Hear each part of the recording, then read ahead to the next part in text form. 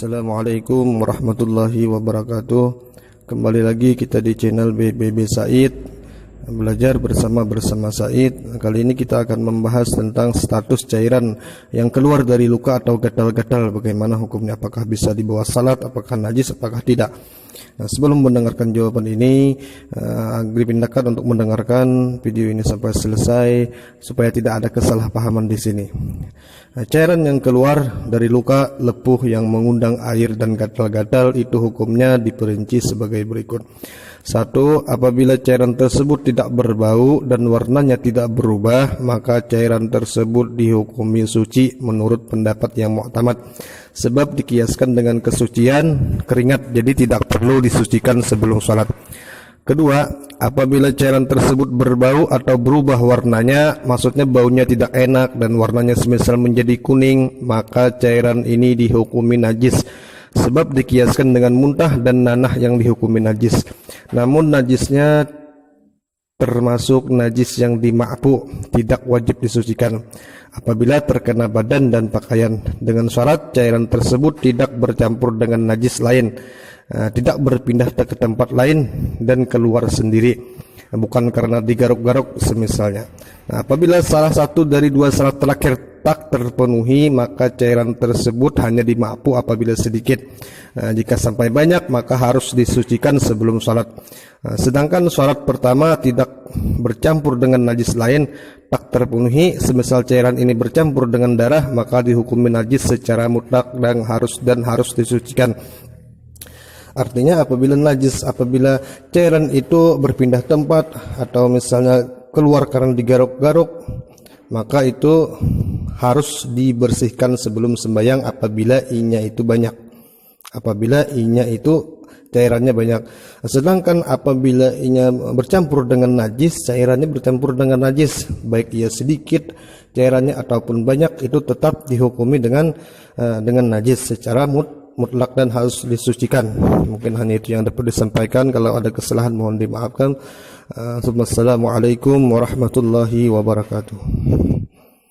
Assalamualaikum warahmatullahi wabarakatuh. Kembali lagi kita di channel BBB Said, belajar bersama Said. Kali ini kita akan membahas tentang status cairan yang keluar dari luka atau gatal-gatal. Bagaimana hukumnya, apakah bisa dibawa salat, apakah najis, apakah tidak. Nah, sebelum mendengarkan jawaban ini, dipindahkan untuk mendengarkan video ini sampai selesai supaya tidak ada kesalahpahaman di sini. Nah, cairan yang keluar dari luka, lepuh yang mengundang air dan gatal-gatal itu hukumnya diperinci sebagai berikut. 1. Apabila cairan tersebut tidak berbau dan warnanya tidak berubah, maka cairan tersebut dihukumi suci menurut pendapat yang mu'tamad, sebab dikiaskan dengan kesucian keringat, jadi tidak perlu disucikan sebelum sholat. 2. Apabila cairan tersebut berbau atau berubah warnanya, maksudnya baunya tidak enak dan warnanya semisal menjadi kuning, maka cairan ini dihukumi najis, sebab dikiaskan dengan muntah dan nanah yang dihukumi najis.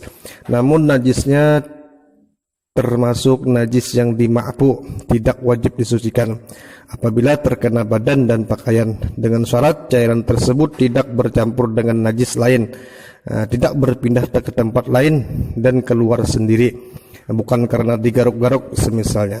Nah, apabila salah satu dari dua syarat terakhir tak terpenuhi, maka cairan tersebut hanya dima'fu apabila sedikit. Jika sampai banyak, maka harus disucikan sebelum sholat. Sedangkan syarat pertama, tidak bercampur dengan najis lain, tak terpenuhi. Semisal cairan ini bercampur dengan darah, maka dihukumi najis secara mutlak dan harus disucikan. Artinya apabila cairan itu berpindah tempat atau misalnya keluar karena digaruk-garuk, maka itu harus dibersihkan sebelum sembahyang apabila inya itu banyak. Apabila inya itu cairannya banyak.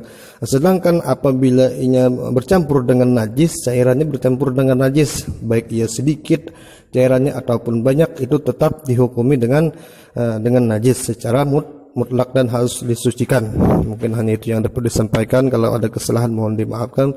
Assalamualaikum warahmatullahi wabarakatuh. Assalamualaikum warahmatullahi wabarakatuh. Kembali lagi kita di channel BBB Said, belajar bersama Said.